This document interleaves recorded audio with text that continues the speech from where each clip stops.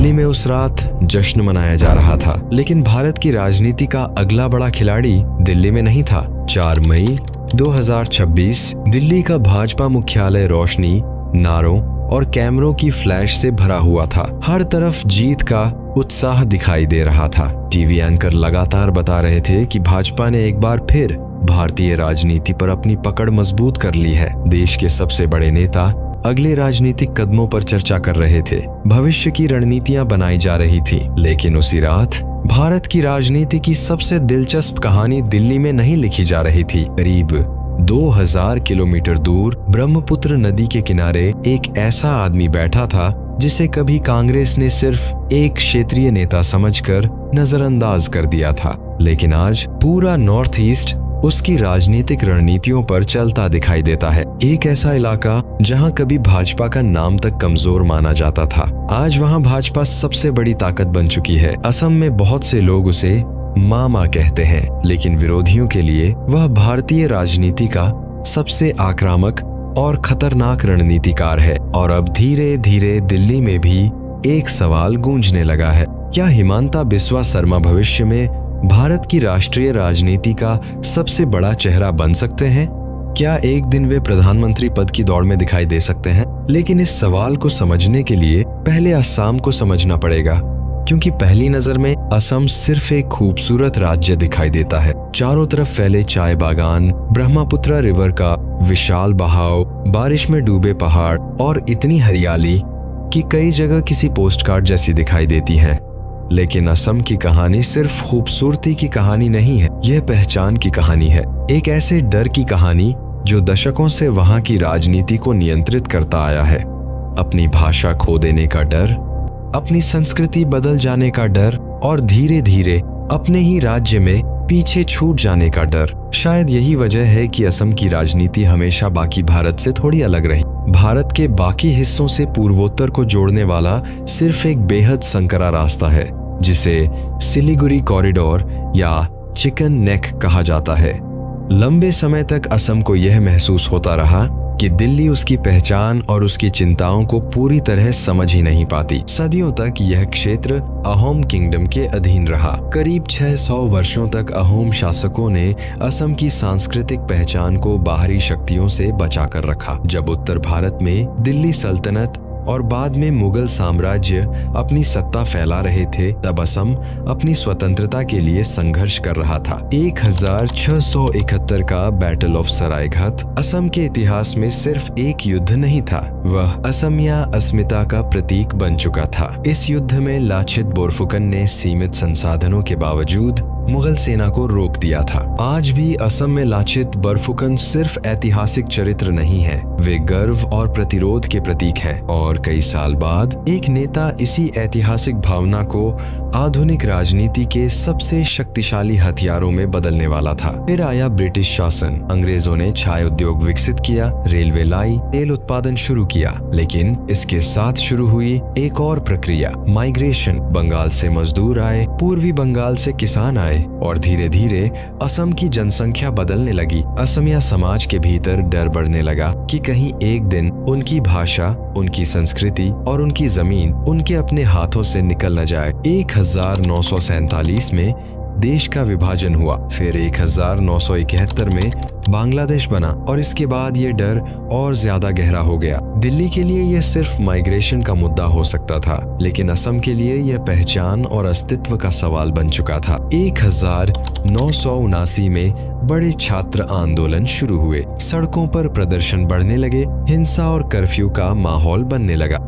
असम का राजनीतिक वातावरण विस्फोटक होता जा रहा था। फिर आया नेली मैसेकर, भारत के इतिहास की सबसे भयावह घटनाओं में से एक। कुछ ही घंटों में हजारों लोग मारे गए। इसके बाद अलगाववाद और उग्रवाद और मजबूत होता गया। इसी दौर में उभरा United liberation front of Assam. आरोप था कि दिल्ली असम के संसाधनों का इस्तेमाल तो करती है, लेकिन बदले में राज्य को गरीबी, बेरोजगारी और उपेक्षा मिलती है। अपहरण, उगाही, बम धमाके और सेना की कार्रवाई, असम डर और अस्थिरता के दौर में चला गया। और इसी माहौल में एक लड़का राजनीति को बहुत ध्यान से देख रहा था। 1969 में जन्मे हिमांता बिस्वा शर्मा ऐसे दौर में बड़े हुए जहां राजनीति सिर्फ चुनाव नहीं थी, वह पहचान और अस्तित्व की लड़ाई थी। उनके पिता कैलाशनाथ शर्मा असमिया साहित्य की दुनिया का सम्मानित नाम थे, लेकिन जिस माहौल में हिमंता बड़े हो रहे थे वहां हर युवा किसी न किसी रूप में राजनीति से प्रभावित था। कॉटन यूनिवर्सिटी में पढ़ाई के दौरान वे छात्र राजनीति में तेजी से उभरे, डिबेट प्रतियोगिताएं जीतने लगे, लोगों को प्रभावित करने लगे और बहुत जल्दी यह स्पष्ट हो गया कि वे सिर्फ राजनीति में हिस्सा लेने वाले व्यक्ति नहीं हैं, वे राजनीति को नियंत्रित करना चाहते हैं। 1996 में उन्होंने पहली बार कांग्रेस के टिकट पर चुनाव लड़ा, लेकिन वे हार गए। राजनीति में बहुत लोग पहली हार के बाद गायब हो जाते हैं, लेकिन हिमंता नहीं।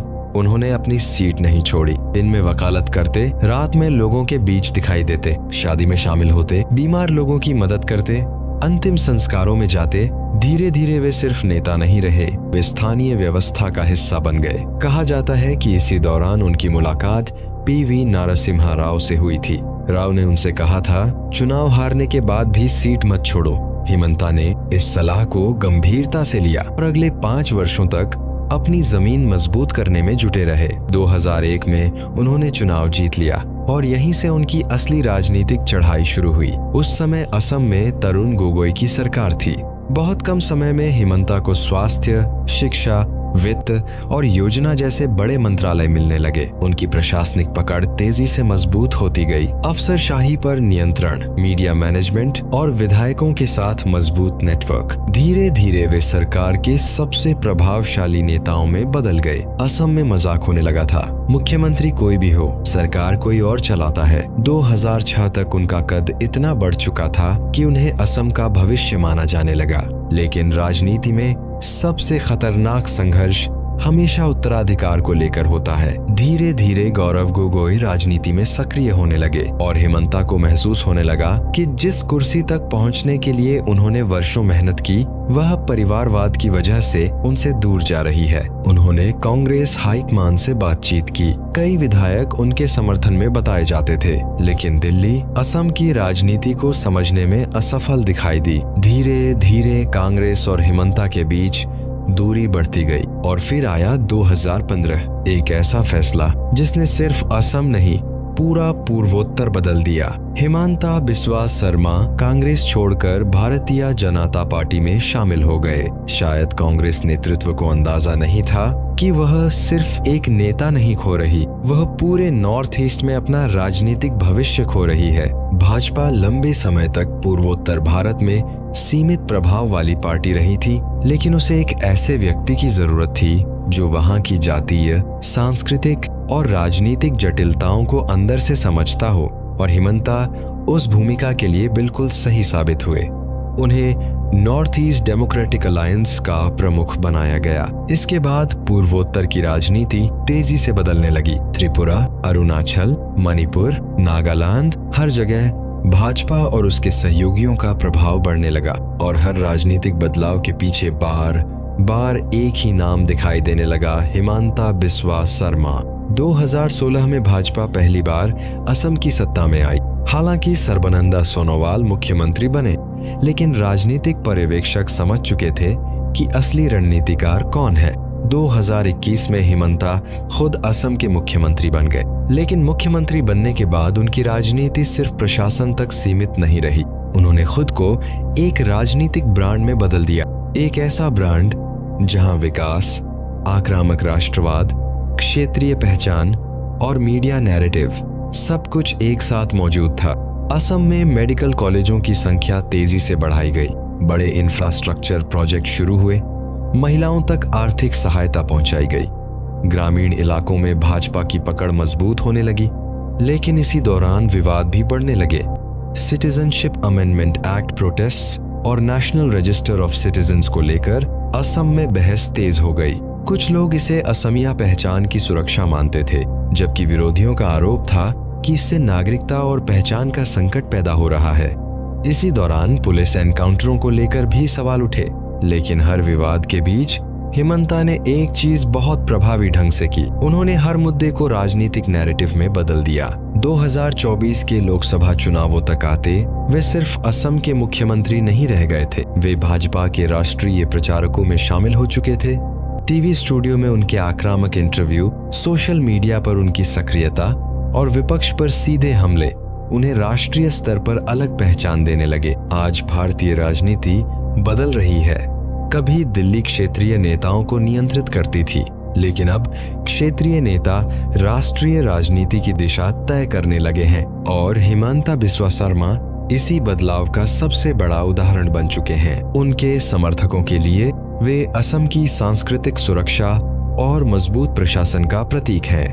उनके विरोधियों के लिए वे आक्रामक पहचान की राजनीति का चेहरा हैं, लेकिन समर्थन और विरोध से परे एक सच्चाई साफ दिखाई देती है। जिस नेता को कभी गंभीरता से नहीं लिया गया, आज वही पूरे पूर्वोत्तर की राजनीति दोबारा लिख चुका है। और शायद इसी वजह से अब यह सवाल सिर्फ असम का नहीं रहा। क्या हिमांता बिस्वा शर्मा भविष्य में भारत की राजनीति के सबसे प्रभावशाली नेताओं में शामिल हो सकते हैं? क्या वे उस नए राजनीतिक मॉडल का प्रतिनिधित्व करते हैं जहां क्षेत्रीय पहचान, राष्ट्रवाद, प्रशासनिक ताकत और मीडिया नैरेटिव मिलकर नया राष्ट्रीय नेतृत्व तैयार करते हैं? या फिर उनकी राजनीति हमेशा पूर्वोत्तर तक सीमित रह जाएगी? इस सवाल का जवाब आने वाले साल देंगे, लेकिन इतिहास एक बात जरूर बताता है, भारत की राजनीति में सबसे बड़े खिलाड़ी हमेशा दिल्ली से नहीं निकलते। कभी वे देश के सबसे दूर दिखाई देने वाले हिस्सों से उभरते हैं, और इस बार वह कहानी ब्रह्मपुत्र रिवर के किनारे से लिखी जा रही है। अगर आपको ऐसी राजनीतिक डॉक्यूमेंट्री पसंद आई हो तो वीडियो को लाइक कीजिए, चैनल को सब्सक्राइब कीजिए और कमेंट करके बताइए, क्या हिमांता बिस्वा शर्मा भविष्य में भारत की राजनीति का सबसे बड़ा चेहरा बन सकते हैं?